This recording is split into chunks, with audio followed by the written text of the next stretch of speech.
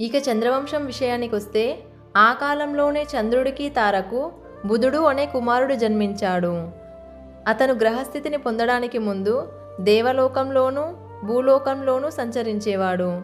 చంద్రవంశానికి మూల పురుషుడే ఈ బుధుడు. ఇలా చంద్రవంశం ప్రారంభమైంది. చంద్రుడి కుమారుడైన బుధుడు ఒకనాడు భూమిపై మానవ రూపంలో సంచరిస్తూ ఉండగా ఇలా అనే స్త్రీతో వివాహం జరిగింది.